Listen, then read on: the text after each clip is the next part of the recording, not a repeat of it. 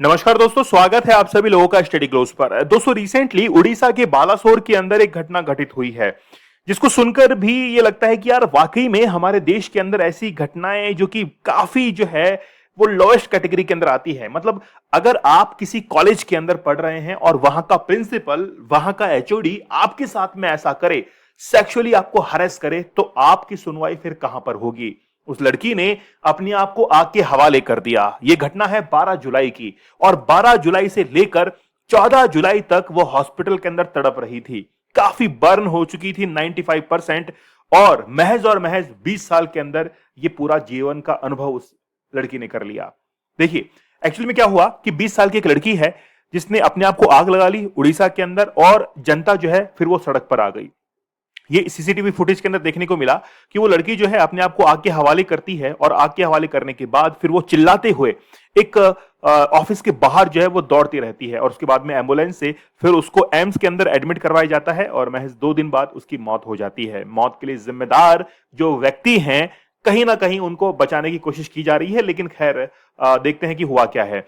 जैसे ये घटना घटित होती है, उसके बाद में उड़ीसा के बालासोर के अंदर पूरा डिस्ट्रिक्ट जाम हो जाता है। यहां तक कि बस स्टैंड हुआ, यहां तक कि रेलवेज हुए, ये सब पूरी तरीके से रोक दिए जाते हैं। वहां की दुकानें शट डाउन हो जाती हैं। साथ ही के अंदर पेट्रोल पंप जो हैं वो पूरी तरीके से बंद हो जाते हैं, और चारों तरफ आगजनी देखने को मिलती है। और मैंने हमेशा ये कहा है, देखिए क्या है, आज हमारे देश के अंदर 90% जो यूथ है वो आज पोर्नोग्राफी देख रहा है। और आज आप लोग ये जो घटनाएं देख रहे हैं ना, सेक्सुअल हरेसमेंट की देख रहे हैं, आप लोग जो रेप की घटनाएं देख रहे हैं, मोस्ट यानी कि हर घटना के बारे में तो नहीं कहूंगा, लेकिन लगभग लगभग हर घटना के अंदर जो वो व्यक्ति है घटना को अंजाम देने वाला, वो कहीं ना कहीं पोर्नोग्राफी को देखता है।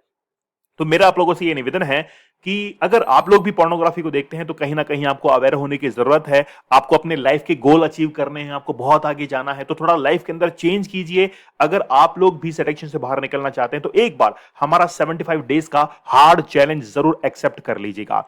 चलिए बात करते हैं शुरुआत से। एक्चुअली में क्या है कि जो ये लड़की है वो सेकेंड ईयर की स्टूडेंट है और इंटीग्रेटेड बीएड कोर्स कर रही थी फकीर मोहम्मद ऑटोनोमस कॉलेज, यहां से, और बालासोर केंद्र स्थित है। और 95% जो है वो वहां पर जल चुकी थी, और 3 दिन बाद में ही उसकी मौत हो जाती है। अब ये जो 20 साल की लड़की है, इसने केस फाइल किया सेक्सुअल हरेसमेंट का against head of department in her college. मतलब जिस कॉलेज में पढ़ती थी उसी कॉलेज के हेड ऑफ डिपार्टमेंट के ऊपर केस दायर किया, कोई सुनवाई नहीं हुई, और फिर उसने अपने आप को आग के हवाले कर दिया।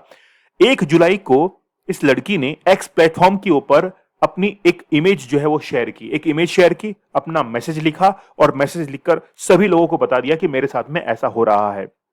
और उसके बाद में जैसे फोटो शेयर होती है सेक्सुअल हरेसमेंट करने की, और कमेटी जो है फिर इसके ऊपर भी जो है कंप्लेंट की जाती है कि कंप्लेंट जो है वो ये जो कमेटी है वो कंप्लेंट की सुनवाई नहीं कर रही है। तो कमेटी एक्चुअली में आप देखते हैं कि जहां पर भी वर्क प्लेस होता है वहां पर एक कमेटी ऐसी होती है जो कि वहां के वर्कर्स या वहां पर काम करने वाले जो लोग हैं, वहां पर पढ़ने वाले जो लोग हैं, उनकी सुनवाई वहां पर की जाती है। तो इस लड़की ने अपनी एक पिक्चर अपलोड की और ये कहा कि वहां पर मेरा सेक्सुअली हरेसमेंट हो रहा है, लेकिन कोई भी सुनवाई करने वाला नहीं था।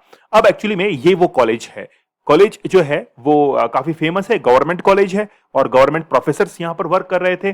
और जैसे घटना घटित होती है उसके बाद में लोगों ने वहां पर आगजनी करना शुरू कर दिया। अब मैं पूरा घटना आपको विस्तार से बताता हूं।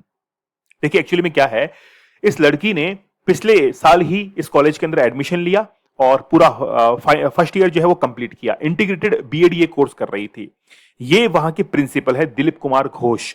तो दिलीप कुमार घोष जो कि वहां के प्रिंसिपल हैं, इनको शिकायत की कि मेरा सर सेक्सुअल हरेस हुआ है और मेरे एचओडी ने किया है। तो यहां पर कोई भी सुनवाई नहीं होती है। तो ये दिलीप कुमार घोष जो है इनको अरेस्ट कर लिया गया है, और अरेस्ट किया गया है इनको कि क्रिमिनल जो नेग्लिजेंस है, कि आपको चीजों के बारे में पता था, घटना के बारे में पता था, आपने एक्शन नहीं लिया, नेग्लेक्ट किया चीजों को, आपने उसको सीरियस नहीं लिया, कोई भी एक्शन नहीं लिया, यहां तक कि कमिटी को भी रिकमेंड नहीं किया कि आप इसके ऊपर कोई एक्शन लीजिए, यहां तक कि वुमेन कमीशन जो है वहां तक भी आपने इंफॉर्मेशन नहीं पहुंचाई, केवल और केवल आपकी कॉलेज की लाज बचाने के लिए कि आपकी कॉलेज में ऐसा हो रहा है। लेकिन बात यह है कि अब एक लड़की जो है वो अपनी जान गंवा चुकी है। तो दिलीप कुमार घोष जो है इनको अरेस्ट किया गया क्रिमिनल नेग्लिजेंस के अंदर। ये है समीर कुमार साहू, यही वो एचओडी हैं जिन्होंने सेक्सुअली हरेस किया उस लड़की को, काफी परेशान किया था, बहुत लंबे समय से वो परेशान चल रही थी, उसको कोई भी उपाय नहीं सूझा, और उसके बाद में अपने आप को आग के हवाले करती है।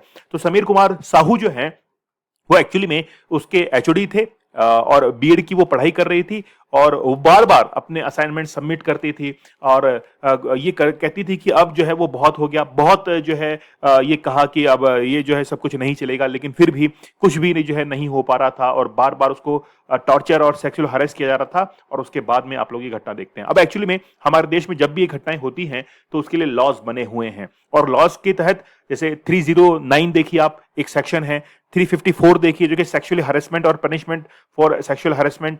और एक्चुअली में इसमें क्या होता है, जैसे फिजिकल कांटेक्ट आपने किया है, advance involving unwelcome and explicit sexual over और जो है टचेस आपने किए हैं, ठीक है, उसको लेकर आपके ऊपर जो सेक्शंस लगाए जाते हैं। अ डिमांड और रिक्वेस्ट फॉर सेक्सुअल फेवर्स के लिए डिमांड की जाती है, ठीक है। तो एक्चुअली में वहां पर जो महिलाएं होती हैं वो वर्क प्लेस पर कहीं ना कहीं अपने आप को अनसेफ फील करती हैं। तो any man who commits the offence specified, जो कि क्लॉज के अंदर लिखी हुई हैं और उसके ऊपर साबित होते हैं, तो फिर उसको मिनिमम जो है वो 3 साल की सजा मिलती है और इस सजा को आगे बढ़ाया जा सकता है। अब देखिए हमारे देश के अंदर आपको पता होगा 1997 के अंदर एक विशाखा केस आया था और ये केस राजस्थान से रिलेट करता है।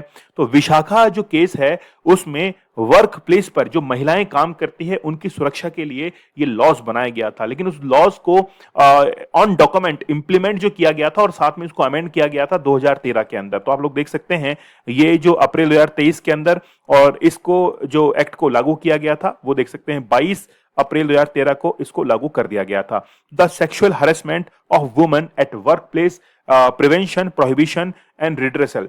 एक्चुअली में क्या है कि बहुत सारे जो लड़के थे, कॉलेज के लड़कियां थी, गर्ल्स थी, वो क्विक जो है रिड्रेसल सिस्टम इसके लिए चाह रही थी कि हमको कहीं ना कहीं इसका सॉल्यूशन मिले। और वो जिस दिन ये घटना घटित हुई, मतलब 12 जुलाई को जिस दिन ये घटना घटित होती है, उस दिन सभी जो स्टूडेंट्स थे वो प्रिंसिपल के ऑफिस के बाहर धरना दे रहे थे और ये डिमांड कर रहे थे कि हमको इसका क्विक रिड्रेसल चाहिए, इसका जो है सॉल्यूशन चाहिए, लेकिन ऐसा कुछ भी नहीं हो पाया।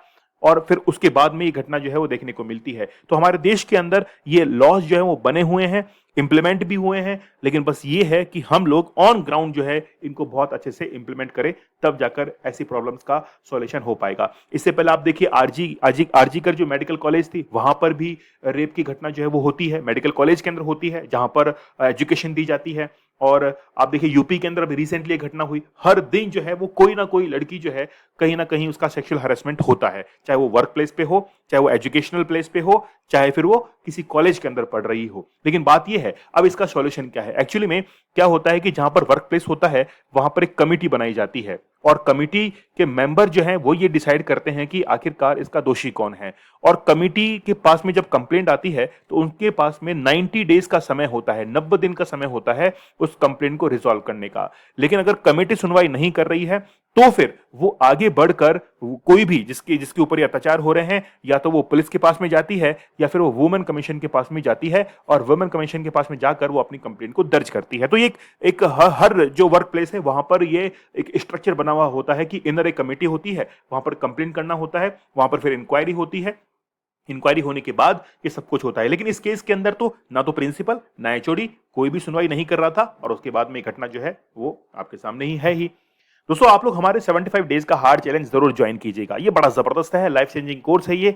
और एक बार आप इस चैलेंज को एक्सेप्ट कर लीजिएगा, आपकी लाइफ जो है वो पूरी तरीके से चेंज हो जाएगी, आपकी लाइफ के अंदर कंसंट्रेशन आएगा, फोकस आपको अपनी जिंदगी में देखने को मिलेगा। दोस्तों आप लोग टेलीग्राम पर और इंस्टाग्राम पर मुझे ज्वाइन कर सकते हैं, दीपक इंदौर ऑफिशियल, आप लोग जरूर ज्वाइन कीजिएगा। तो मिलते हैं आप लोगों से अगले सेशन के अंदर। बहुत बहुत धन्यवाद, थैंक यू, जय हिंद।